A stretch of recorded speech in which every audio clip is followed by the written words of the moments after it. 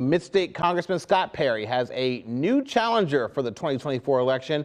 Could this one give him a real run for his money? Dennis Owens joins us with that story. Good afternoon to you, Dennis. Good afternoon to you, James. Scott Perry is the six-term Republican from Dillsburg who is the head of the Conservative Freedom Caucus.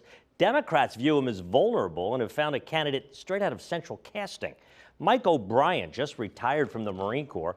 He was a Top Gun fighter pilot and released this video today announcing his candidacy for the Democratic nomination. He grew up outside Philadelphia. His wife is also a Navy aviator. She's from New Oxford. She has another year in the service, and their two children are still with her in San Diego. O'Brien is now living in Harrisburg.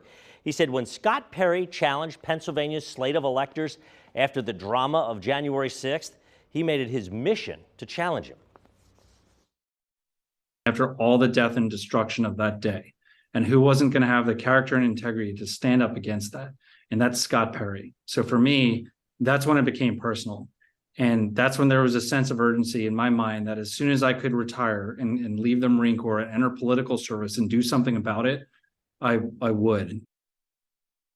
Now, the Democratic field looking to unseat Perry is growing. In addition to O'Brien, Shemaine Daniels and Rick Copeland, who both ran last time, have also already announced their candidacies, and we are hearing there could still be more candidates into that race.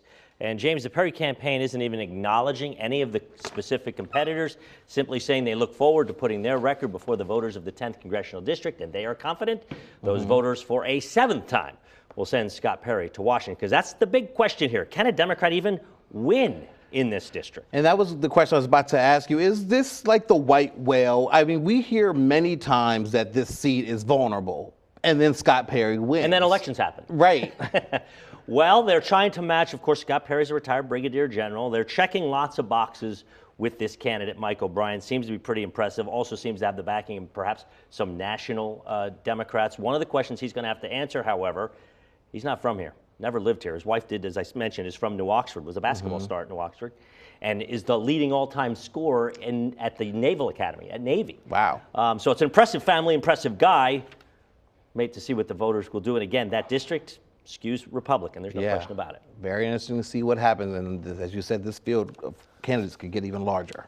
Indeed. And we're keeping our eye on that as well. Very good. Dennis, thank you very much for that.